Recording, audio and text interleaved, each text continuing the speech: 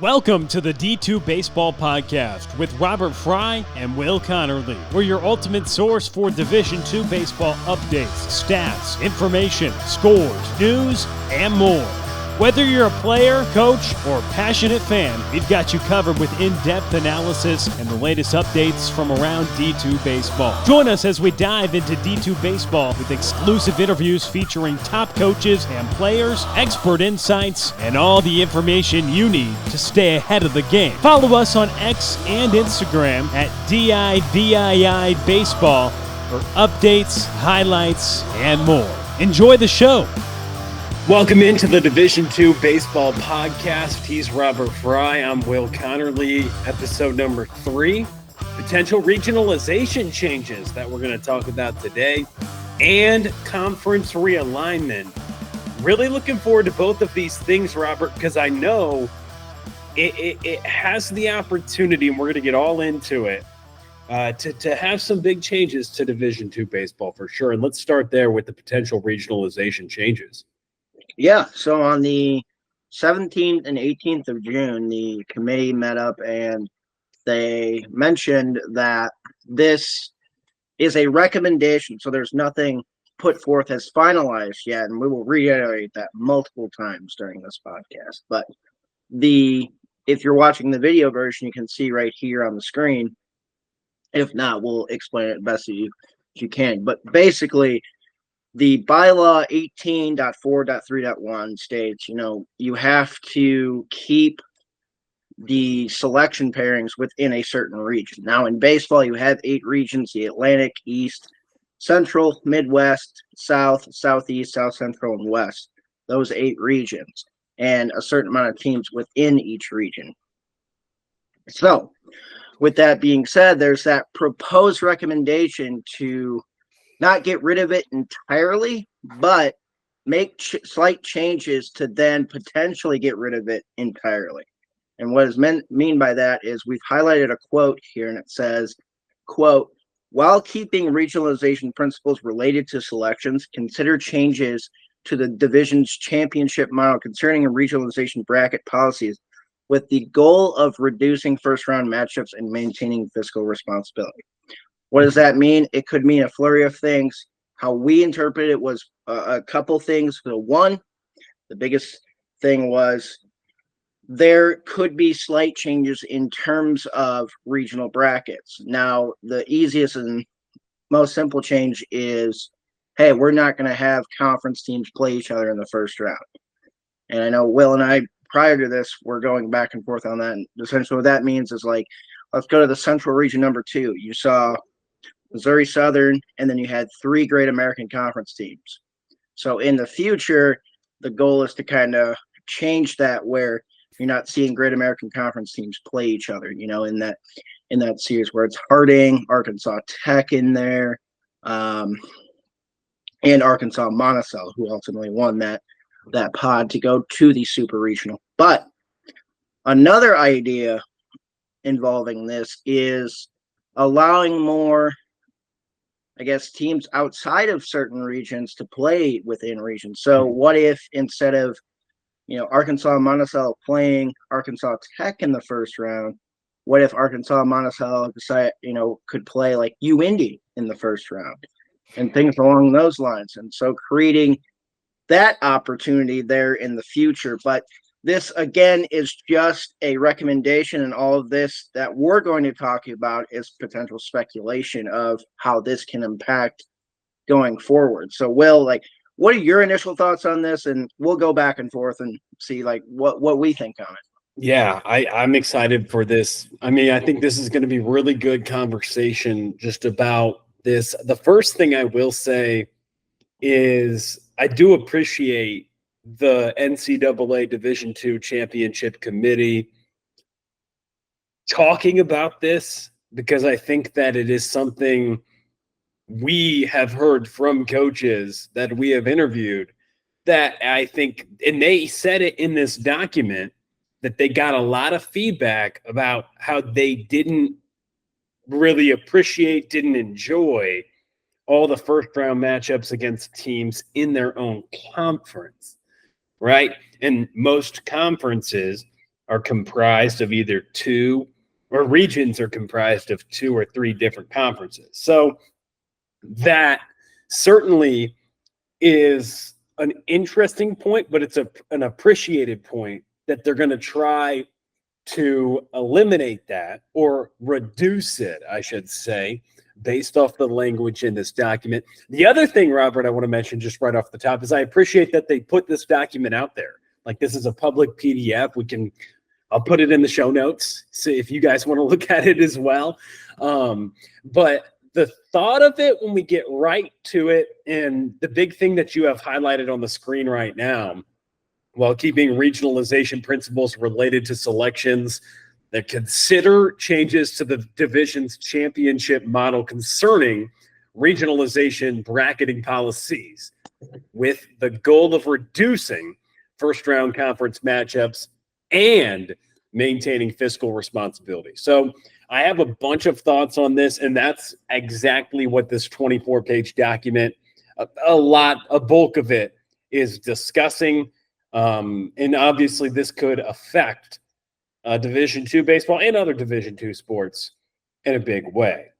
Now, these, like you said, Robert, and we're going to reiterate it, the proposed changes to the Division II baseball championship model, basically reconsidering the current regionalization bracketing policy.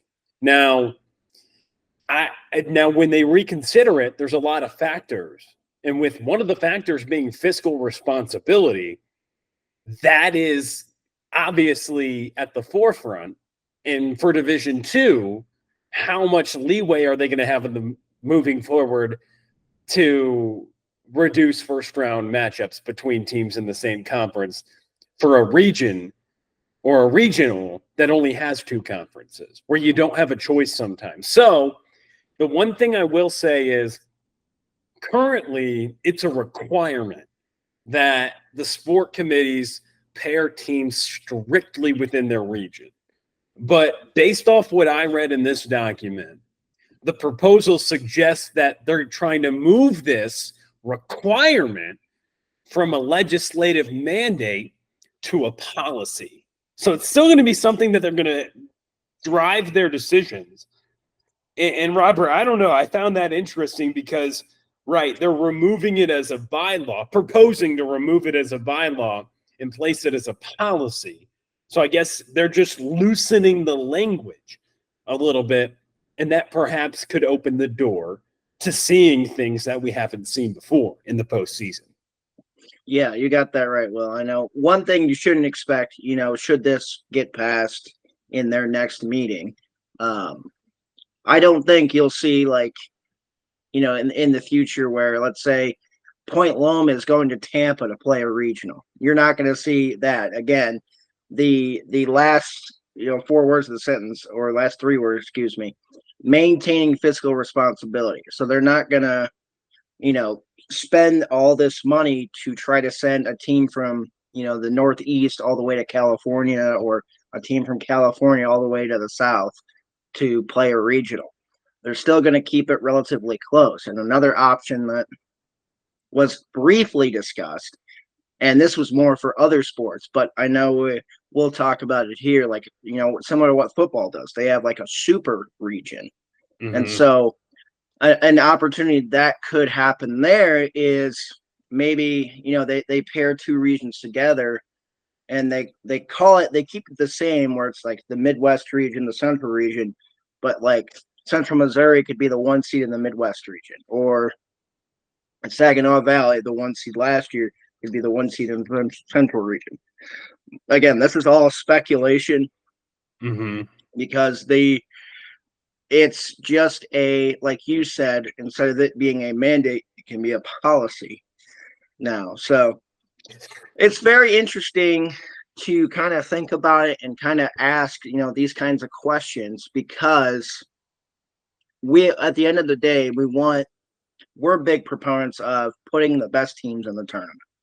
Now, does that mean we're going to see, and again, right now it says you're going to keep regionalization principles related to selections. So as of right now, the field Who knows? In the future, we could see more teams. But as of right now, the field will remain at 56 teams. The Atlantic and East region will have 7.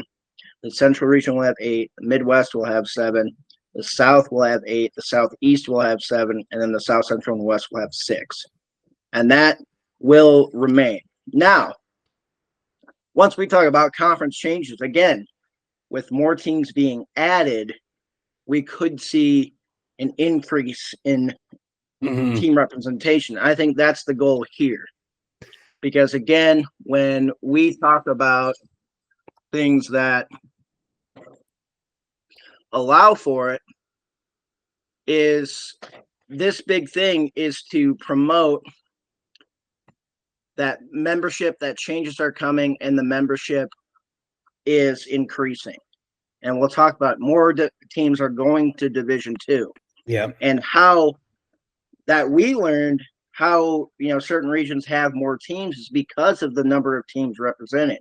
So if more teams get represented, then you get more teams in the tournament. So theoretically, if we get more teams in each region, then we could see 8 teams in each region and have a full 64 team tournament like Division I baseball or like Division II softball. Yeah. And Robert, off of that point, one important thing, and you brought it up, to remember is that when we talked with the committee chair, he mentioned to us, well, that is exactly right. The number of baseball programs sponsored within a region determine the number of teams that region gets in the postseason.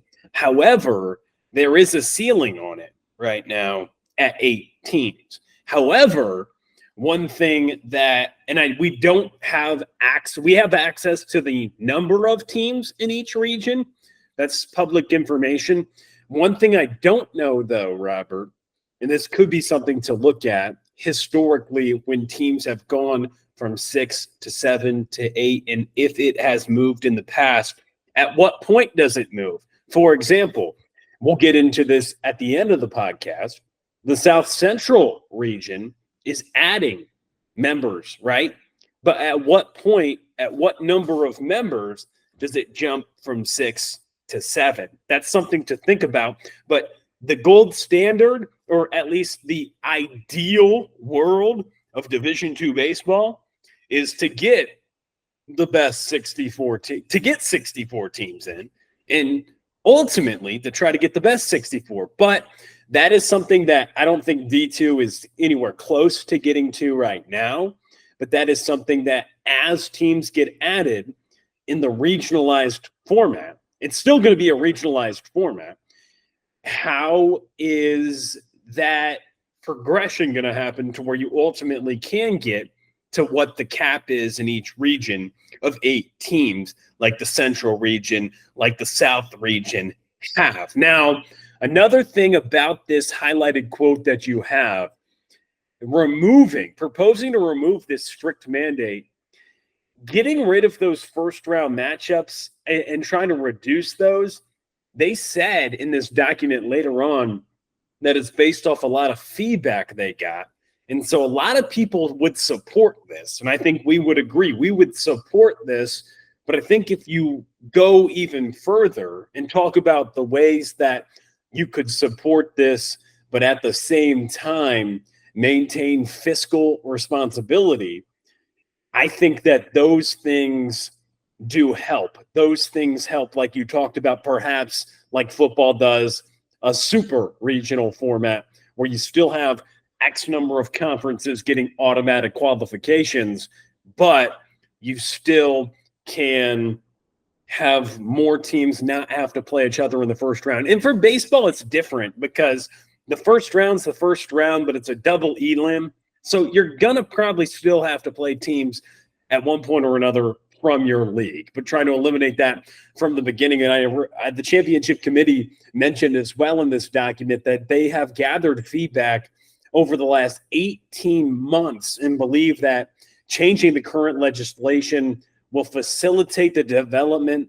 of a new and improved bracketing model. So I'm really interested to see what the next step is. I think this is something that's going to be baby steps, right? They're not going to make massive changes right away, but there are opportunities to change. Obviously, the biggest thing is that 18.4.3.1 bylaw and the budget to avoid those conference matchups. The other thing I got from this document, Robert, just to confirm what you said, was the automatic qualifiers. That was a full-on, everybody agreed those are going to stay the same. The conference tournament victor, what they've been. However, something else that's going to stay the same that I think people get up in arms about every year is the way that they're going to decide these teams. The KPI, the key performance indicator, which is mentioned within this document, is going to be used during this 2024 to 2027 cycle to select tournament teams. And so that is something that they're going to continue to utilize to select teams. And that is something that I think all Division II baseball teams want to know, because it's public information of how exactly teams or the committee members assess your team. They use the KPI, the key performance indicators, to try to put your team in the tournament and based off how you've done. But this tournament, we have some ideas about, based off this proposal, it could see some changes, and these changes ultimately are a really good thing for Division II baseball. But one thing that is very interesting with the following 21 conferences be approved for automatic qualification. And so you have the CCAA, the CACC, Conference Carolina, so on and so forth. One team or one conference that has been omitted from this, and this is a major change, is the Great Northwest Athletic Conference. The GNAC no longer has an automatic qualifying bid according to this legislation. So one less conference being removed, the GNAC in the West region. So they don't get an automatic bid, because right here you see the GLIAC, you see the GLVC, the GMAC, the Gulf South, and then it goes to the Lone Star. So the Great Northwest Athletic Conference, being down to 5 teams, is now removed from having so an automatic. Interesting. I didn't pick up on that, Robert, at first. Yeah, I didn't pick up on that at first either, but I remember that there's 22 conferences in Division II baseball, and then when I saw 21, I'm like, wait a minute, there's a conference missing. So the Great Northwest Athletic Conference is no longer receiving an automatic qualifying bid in the baseball championship. And here's something interesting that you can kind of think of it is maybe now and this could be to, again, increase more teams going into Division II. The Great Northwest Athletic Conference is, or the GNAC, I'll say from here on forth, is the conference with the fewest amount of teams. They only have 5 teams. Yeah. They used to have 6, but Concordia, Oregon, after COVID hit, their school shut down. So I think now, with this being said, I think the minimum to have a automatic qualifying conference is now 6 in baseball, because the East Coast Conference, we'll talk a little bit about it here in a bit, but the East Coast Conference now is down to 6 teams in baseball. The GLIAC was at 6 teams. They're now at 7. So with that being said, the GNAC doesn't get an automatic bid, which opens the window for more teams as of now, like schools in the Pac West and schools in the CCAA, to get in, because the GNAC does not have that automatic qualifying bid. Yeah, that is a huge change. Just because when you look at the Great Northwest Athletic Conference, we got to it this year and they had their conference tournament, right? And we thought, okay, Northwest Nazarene's been great all year long, but it's probably going to be a 1-bid league, right? Perhaps. And I think that when you look at that moving forward, like you could see a reality where a team from that league, but the interesting thing is the number of teams in this league has not changed from last year to this year. Still going to be 5 from our understanding. However, one thing that has changed, and you brought this up, is the number of teams within the West region. And so maybe this opens the door for multiple teams joining the Pac West, for more teams out of that league to get in. But the important note is, even for a team like Westmont, or the 3 NAIA teams joining the Pac West this year, they're not going to be eligible to play in the postseason until they have to go through that reclassification process. But that is a massive change. So I guess I have to peel back on my words. Yes, the automatic qualification is the same, that all automatic qualifiers get in for conference tournaments, but one less conference, and that's in the West region. Well, it is tied for the smallest region in Division II baseball in terms of teams that get in, and it's comprised of 3 conferences. So it has the fewest amounts of at-large bids. It did, but now it gets another at-large bid. There's 4 at-large bids in the Pac West now, or in the West region, which perhaps allows more Pac West teams to get in. That is certainly something interesting, and obviously you have to talk about the CCAA too when you break that down also, but that is a very interesting thing. Yeah, makes it for a case now, does the great GNAC even have a conference tournament if they don't have an auto bid?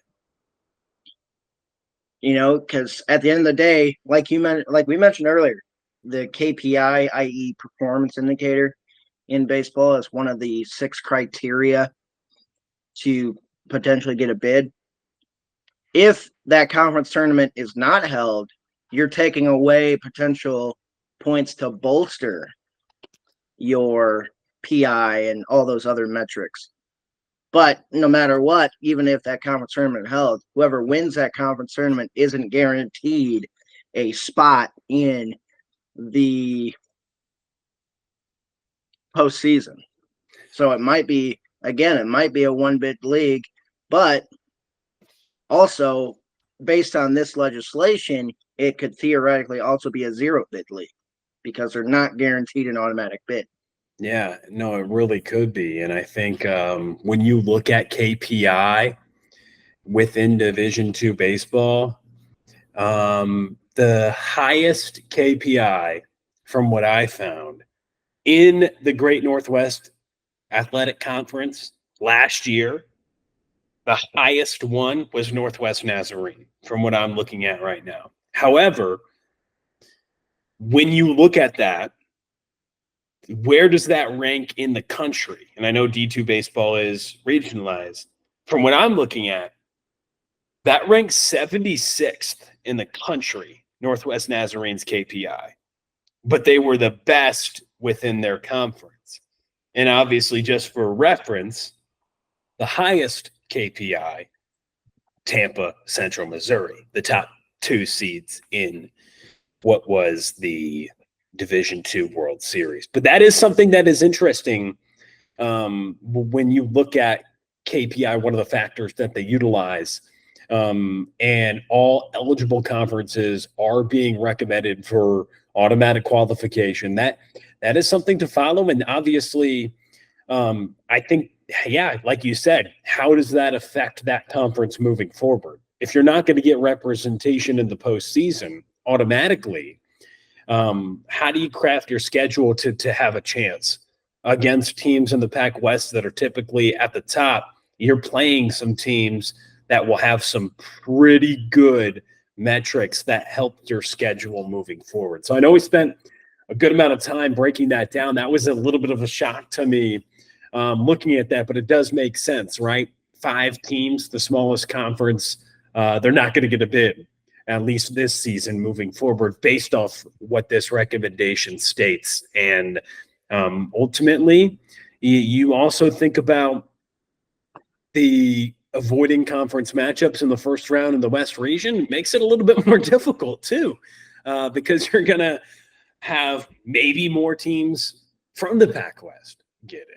I don't know. That is, obviously something to look at. The budget constraints are something too to look at, just because it doesn't look like there's any immediate impact. This is all proposals, but to address the preference of eliminating conference opponents in the first round, what the whole document is about, how does that, like, what area can you go to where you find a way, I think ideally to get the most teams in and to get the best teams in? And you're still not going to have that ideal thing in the 24-25 year, but there perhaps could be some changes that we're looking at. And one of them being, there is a conference that no longer is going to get that AQ. Right. And I mean, looking at that AQ, system too. Now, in terms of scheduling, if you're one of those 5 teams, you're going to want to play teams like the Point Lomas, the Colorado Mesas within, that region, or with good teams within that area to be able to bolster that resume.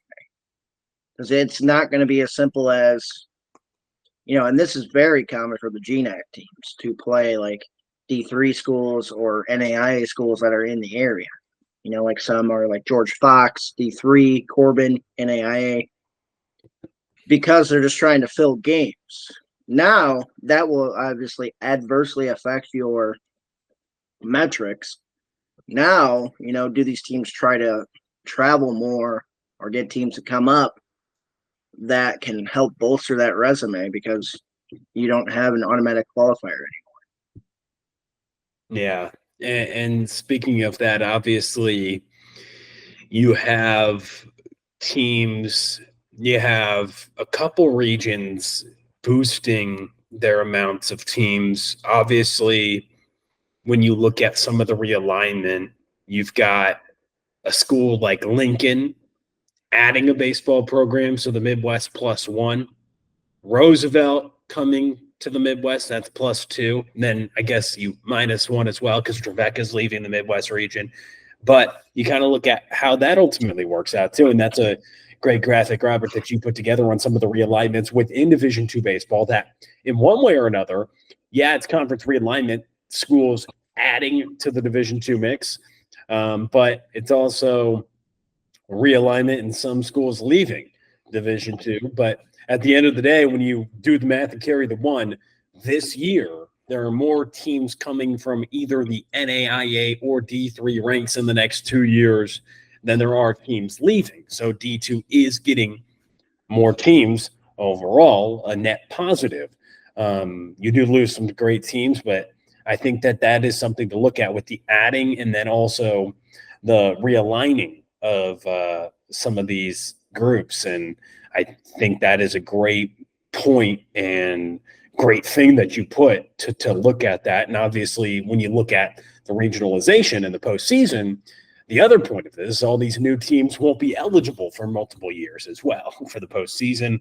But teams like Trevecca, Arkansas, Fort Smith, and Shorter, and I believe the new programs, if you're adding a program like Lincoln, they would be eligible, right? Because they're not reclassifying. However, the teams coming from NAIA and D3 wouldn't be, at least for a couple years. But all the teams that obviously changed conferences, like Trevecca, Fort Smith, Shorter, and Lincoln from D2 to D2, they're all going to stay in that eligibility format. But that is interesting to look at how the number of teams and regions are changing as well throughout this. And I wonder too, Robert, if a team like Sul Ross State going from D3 to the Lone Star, does that affect the number of South Central region teams if they're not eligible? Or does that come into effect once they become eligible? Oh, we might get the South Central region at 7 now because we have X number of teams eligible for the postseason. Because, the South Central region's adding a team. I guess when you think about it, they're kind of staying the same because Arkansas Fort Smith's leaving to the Central. But things like that also are things to think about. At what point do you get another team in the West, a 7th team in the West, a 7th team in the South Central? Right. And that's a great point. And it makes for an interesting, conversation, because like you mentioned, these teams won't be eligible for the Division II postseason. Westmont was just such a great season that they had this past season. They weren't eligible to play in the Pac West tournament. They weren't eligible to play in the D2 postseason. So ultimately, they did not. Anyways, with that being said, the Pac West are the big winners here because they added not two, but three different schools, all from the GSAC, which rebranded now because most of the schools now are not in California. They're in Arizona. But going back into Division II, now the Pac West is up to 12 teams. And so once the grace period ends for Westmont, Jessup, Vanguard, and Menlo, does the Pac West go to a division format? They've never had 12 teams. They've had a division format in the past, but they've only had max 11 teams. So do they go to a division format? Because again, going into spring 2025, only 8 teams will be eligible for the Pac West championships. And Westmont, after that season, so in 2026, Westmont will be eligible. And then in 2027, all of these teams will be eligible as well that are joining the Pac West. So that being said, does that in the future entail more teams get in the Pac West tournament? Pac West tournaments will be in year 3 in 2025. Great point. Yeah, they just had it. Started. They recently had it. So as of 2023, and 2024, they only had 4 teams in the tournament. Now, when all these teams are eligible, will they add to make it 6 teams? Will they add to make it 8 teams? And that will be an interesting topic for another day, or some questions we're going to ask very soon. But the Pac West, and again, West Region getting 3 more teams. And that's big because now we don't know the exact number, but that I know that number is pushing closer to maybe adding a 7th team into the West region. Yeah. And another component of that, a layer of that, is they're adding some good teams. Like obviously Westmont, you brought up, they went 20-4 in the GSAC in 23, won the national title. Menlo, a team coming, they finished last in the league, but Jessup, they're a team that nearly won 40 ball games. And they won the GSAC tournament, finished second in the league, and they went 28-2 at home. So they're bringing a nice home field advantage as well to Division II baseball. And thinking of that for the region itself, if you're going to get some teams like Westmont and Jessup, Robert, that win a lot of ball games, that's good for the league moving forward. But that's also good for at least this year and next year and the year after for the teams being added this year, for teams in this league to play teams against teams that might have a winning record. Because I believe those games are still going to count, right, for your metrics, even though they're a new D2 member. But they're just not going to have their metrics be factored in to, because you could go look at what Westmont's metrics were this year. And when you look at them, they would have been a postseason team.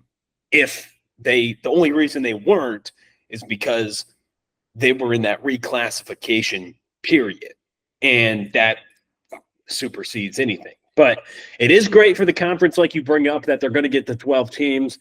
Speaking of conference tournaments too, the Pac West is the most recent team to add one.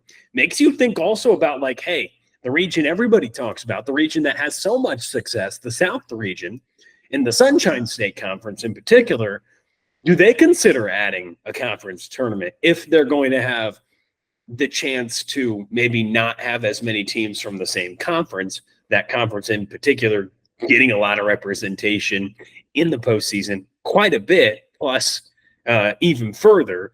Do they add one to try to maybe, you're not going to be stealing as many bids? I don't know. It's not like they're going to get more teams from a particular conference in. I think they're just literally trying to avoid the first round matchups, which could affect seeding more than anything else too. But that is something to think about. That is something to think about. And we'll run real quick through some of these other changes. So Lincoln, Missouri. So now we have 2 Lincolns and Lincoln Memorial in Division II baseball. Yeah. So a lot of Lincolns here. But Lincoln, Missouri they were in the MIAA, and now they're transitioning to GLBC. But not only that, they didn't have a baseball program for a while. They're bringing a baseball program back in 2025, and they will compete in 2025 in the Great Lakes Valley Conference. So the Great Lakes Valley Conference, a conference that has consistently gone back and forth with divisions, no divisions. They didn't have a division this past season. They just said the top 8 teams. Will they go back to a division? They're now back up to 15 teams. And they were up to that point, I believe, back in 2021 was the last time they were, when teams like Lindenwood and Southern Indiana, who are now in Division I, were a part of the Great Lakes Valley Conference. So now they're going back to an odd number of teams, and now that'll create odd scheduling, because now each week a team in the GLVC will have a week off and are outside of conference play. So that's something to think about there as well. And then a conference that I would say, I don't want to say like a big loser, but the Mountain East Conference, they're not pictured here, but originally they thought Point Park from the NAIA was going to join the Mountain East Conference. However, the NCAA has yet to accept them, or they're still in their application process, to be more clear. And Notre Dame College closed its doors, a month ago. So now they're down to 10 teams, and there's an imbalance now. So they have 4 teams in the north, 6 teams in the south. So one of those teams from the south will likely go north, or they might just drop the division format altogether, which then, if they do, affects their conference tournament, because their conference tournament was the top 3 teams in both the north and south region. So the Mountain East, and again, dropping a team where they originally thought they were going to have 12 programs, now down to 10, that'll create some scheduling issues. Maybe not for, conference play, but now there's that, less opportunity for conference play. And now you have to go outside of conference to potentially play it. And then, so the Atlantic, so that's within the Atlantic region. The Atlantic region is also dropping another team. So instead of adding teams, they've dropped 2 teams in the Atlantic region, the PSAC, the PSAC. Mercyhurst is going Division I now. They're in the Northeast Conference. They're in Division I. They're down to 16 teams in the PSAC, 9 in the East, 7 in the West. So you would think one of the teams in the West will go East to make it even. But the Atlantic region is now dropping 2 teams. And again, now on the flip side, unlike the West region, how many teams do they drop? Where, who knows, maybe they drop a team in terms of the regional. Yeah, no, that is something to think about, because that is obviously MEC and PSAC. They get 2 auto bids, 5 at-large spots as it currently stands with 7 teams. I would hope that they at least get to continue to have that 7 teams. Great point, like you bring up, 9 teams in the PSAC East, 7 in the West. You would think that they would align that to go 8 and 8, and you say drop to 16, but still far and away the largest conference in Division II. You got the GLVC with 15, but overall there are some big leagues out there, and those 2 being some of them now. It is interesting to look at that and to see. And with Point Park, you're saying they haven't been accepted yet, but there's still that possibility that they can be accepted. They're just still in the process of that, right? Yes, they're still in the process. So as far as I know, they'll have to wait another year. So until 2025, if they haven't been accepted already. But there could be special cases where they could be in here shortly. But now going to another conference that's trying to get up to the amount of schools that the PSAC has, the Conference Carolinas. Yep. Shorter leaving the Gulf South to go to the Conference Carolinas. And that's another. So now the South region is actually losing, in terms of net, losing 1 team. So both Shorter and West Georgia are leaving, and then Trevecca is joining. So the South region down a team, because now Shorter's going to the Southeast region.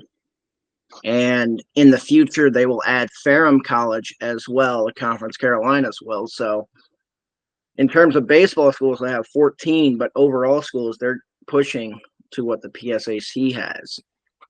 Yeah, the Carolinas has done great over the last couple of years. Like the addition of Young Harris was huge for the league. I think Shore is going to come in and be competitive right away. They've continued to grow that conference to be one of the best in Division II, and obviously try to strengthen a region as well that has seen 2 of the last 4 national titles in Division II baseball come out of that particular region. So, right, and so and then the Midwest region, they'll actually add. So there'll be a +1 with the addition of Roosevelt and the GLIAC, and within that GLIAC, they had a 6-team league, and all 6 teams got into the conference tournament. Now they have an odd number of teams with 7 in baseball. What does that mean in terms of conference tournament? What does that mean in terms of scheduling? Because now you have a team that's, theoretically has to have an off weekend. And now, do you have all 7 teams get in, or do you keep it 6 with 1 team out? Or do you reduce it? Yeah, you make it very 4. possible, or make it even less. So it makes it interesting there. The MIAA gets Arkansas Fort Smith. So here's another thing to talk about. So Ross State, in Division III, not exactly sure on the American Southwest Conference in terms of conference games, but now they're going into a conference where 48 of your 50 games are conference games.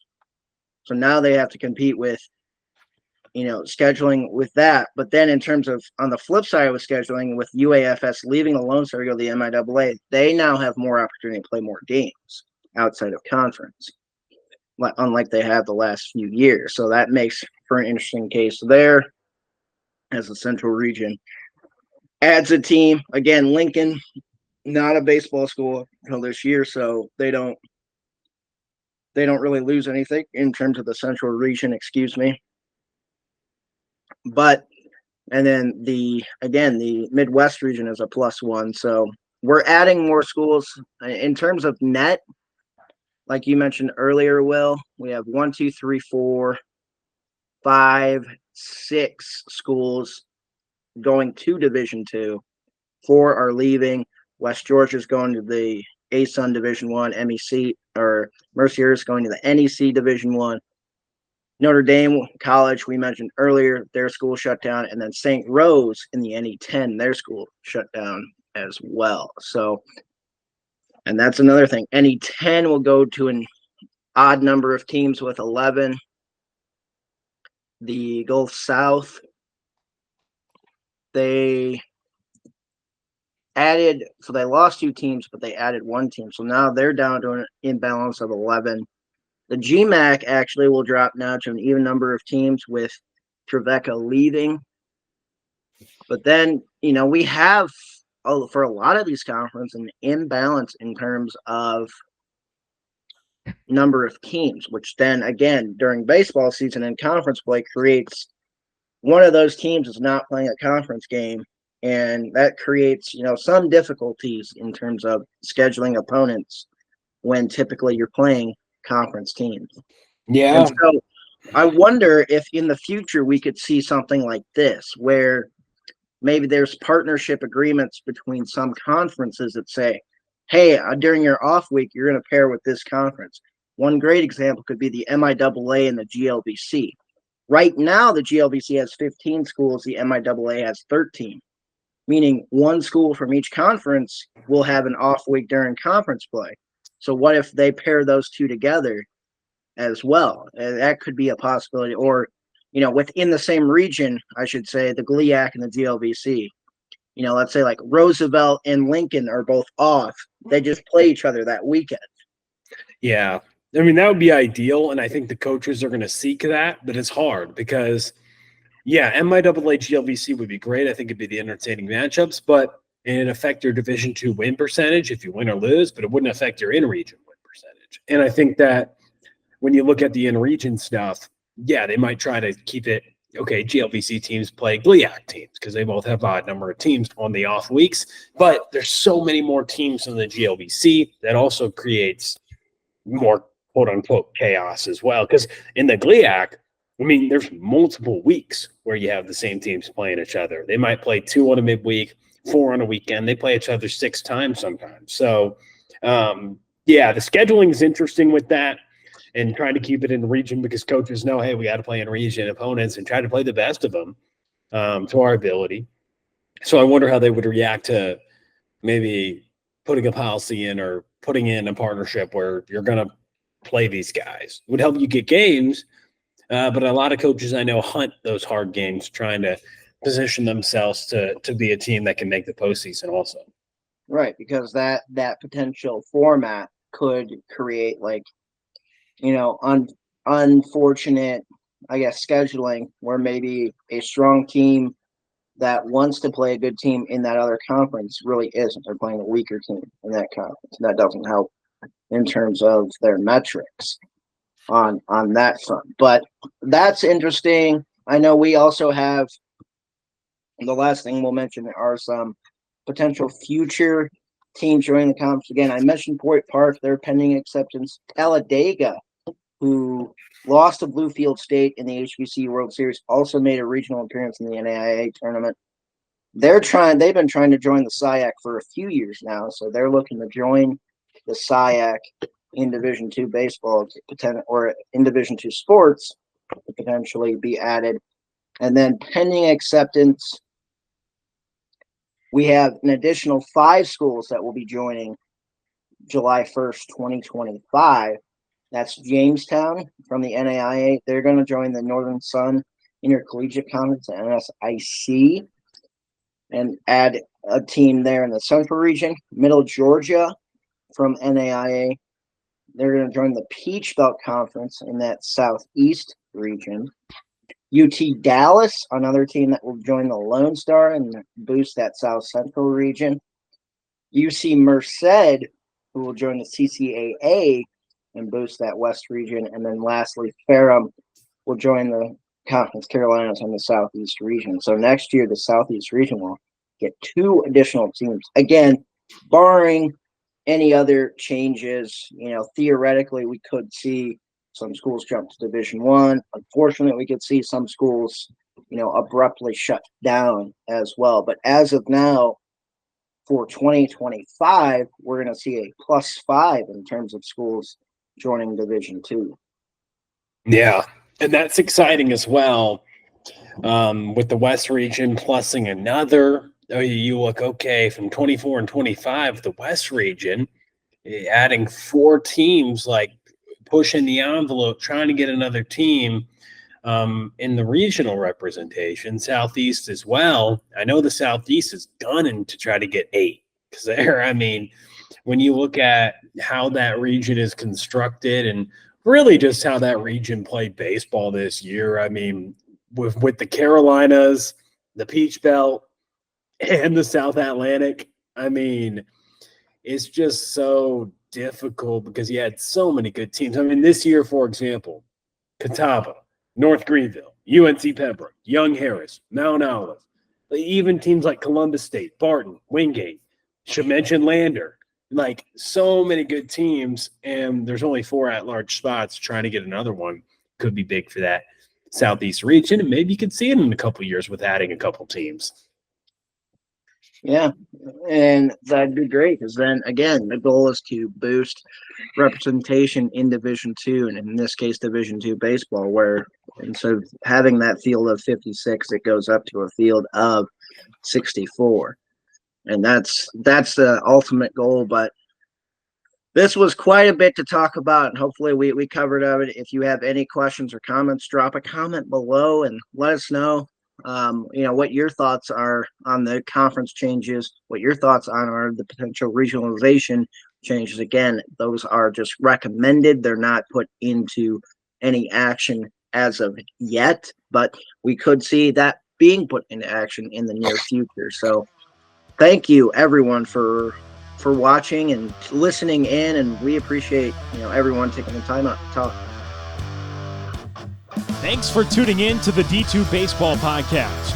Don't forget to follow us on X and Instagram at DIVII Baseball as we follow the road to Cary, North Carolina all year long. Thanks for listening.